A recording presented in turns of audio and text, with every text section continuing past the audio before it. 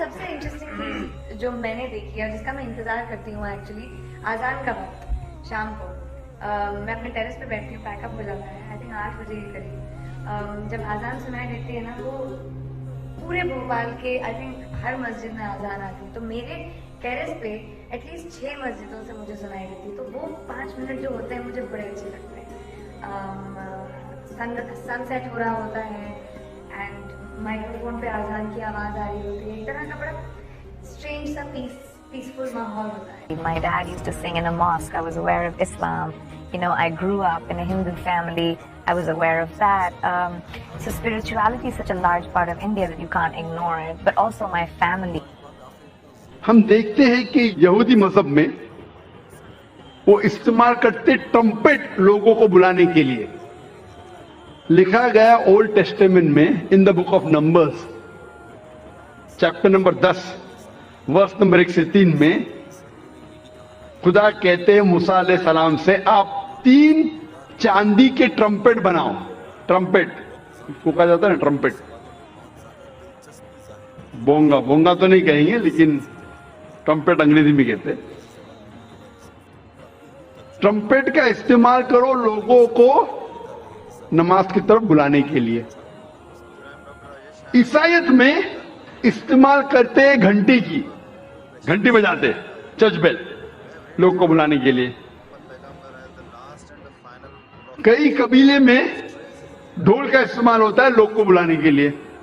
اسلام میں استعمال ہوتی ہے انسان کی آواز، اور انسان کی آواز یہ جتنے اعلیٰ ہے ان سے کہیں بہتر ہے اور سریلی ہے۔ کان کو سریلی ہونے کے علاوہ اس کے اندر ایک پیغام بھی ہے۔ آزان کا میں ذکر کر رہا ہوں، جو آزان جو ہوتی ہے لوگوں کو صلاح کے لیے بلانے کے لیے، آواز سریلی ہونے کے علاوہ یہ افسوس کی بات ہے کہ بمبئی شہر میں جو مسجدوں میں آزان ہوتی ہے، افسوس کی بات ہے اکثر یہ آزان سریلی نہیں ہوتی، کان کو تکلیف زیادہ دیتی ہے، رہنمائی کے بدلے تکلیف زیادہ دیتی ہے۔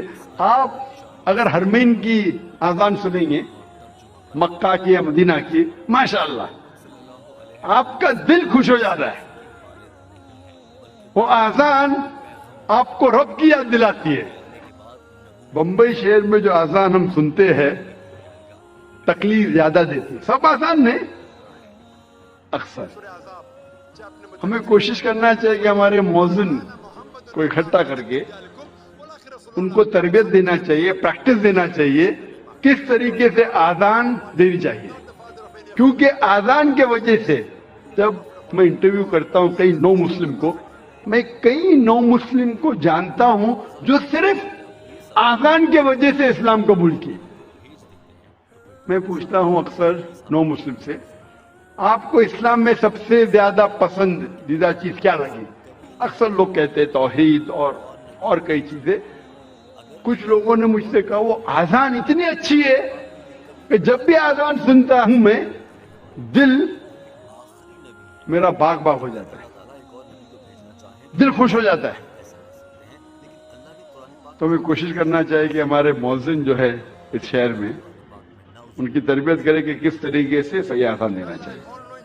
اور جیسے میں کہہ رہا تھا کہ آزان سریلی ہونے کے علاوہ ایک پیغام دیتی ہے ہمیں۔ افسوس کی بات ہے کہ اکثر مسلمان آزان کی معنی جانتے ہی نہیں۔ تو مسلمان نہیں جانتے تو غیر مسلم کیسا جانے؟ اور میں ایک واقعہ آپ سے کہنا چاہتا ہوں، اور یہ حقیقت واقعہ ہے۔ تقریباً 10-15 سال پہلے جب میں کیرالہ میں گیا تھا تقریر کرنے کے لیے، اور یہ حقیقت ہے، مجھے مہمان خصوصی بنا گیا تھا، اور میرے تقریر کے پہلے ایک غیر مسلم پولیٹیشین کو بلایا تھا، اور اپنے تقریر میں ہر پولیٹیشین جو غیر مسلم ہے کوشش کرتا ہے کہ اگر مسلم गैदरिंग देखता है तो वो तारीफ करेगा इस्लाम की। तो ये गैर मुस्लिम पॉलिटिशियन तारीफ करते करते कहने लगा कि हमारे इस देश में जो मुसलमान मोगल बादशाह अकबर इतने महान काम किए, इसीलिए मुसलमान रोज 5 बार अल्लाह अकबर करके अकबर बादशाह की तारीफ करते। आप समझ रहे होंगे जोक है, जोक नहीं हकीकत है, और मैं खुद गवाह हूं। मैं स्टेज पे बैठा था, अच्छा मेरे तकरीर के पहले उसने कहा, तकरीर में मैंने उसकी गलतफहमी को दूर किया कि हम मुसलमान जब अल्लाह अकबर बोलते हैं तो अकबर बादशाह की तारीफ नहीं करते। अकबर बादशाह तो मौजूद भी नहीं था उस वक्त, अल्लाह के रसूल के टाइम पर अकबर बादशाह कहां थे। जब अल्लाह अकबर कहते हैं उसकी ये मानी है कि अल्लाह सबसे बड़ा है, अल्लाह इज द ग्रेटेस्ट। इसीलिए हर मुसलमान का फर्ज है कि कम से कम वो आजान की मानी को जाने, ताकि खुद के दिल पे असर हो, और साथ साथ जो लोग को इसकी मानी नहीं पता है, गैर मुसलमानों को नहीं पता है, उन लोगों को इसकी मानी बताए। और आजान में हम 4 बार दोहराते अल्लाह अकबर अल्लाह अकबर अल्लाह अकबर अल्लाह अकबर। अल्लाह सबसे बड़ा है, अल्लाह सबसे बड़ा है, अल्लाह सबसे बड़ा है, अल्लाह सबसे बड़ा है। अशहदु अल्ला इलाहा इल्लल्लाह, मैं गवाही देता हूं अल्लाह के अलावा कोई माबूद नहीं।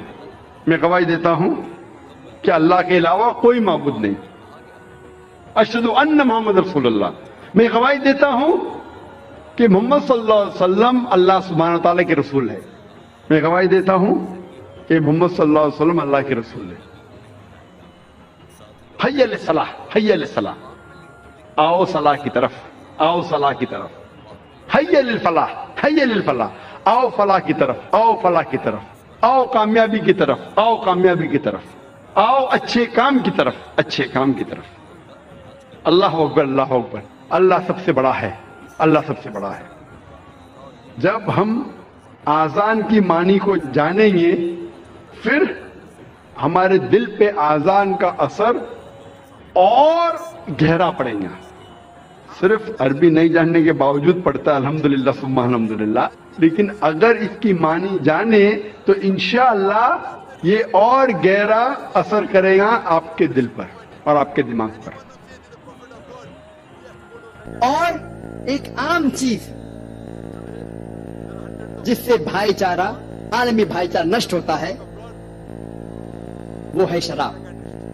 और अल्लाह ताला फरमाते हैं सूरह माइदा में सूरह नंबर 5 आयत नंबर 90 में, या अय्युहल्लज़ीना आमनू इन्नमल खम्रु वल मैसिरु वल अंसाबु वल अज़लामु रिज्सुम मिन अमली शैतान फज्तनिबू लअल्लकुम तुफ्लिहून।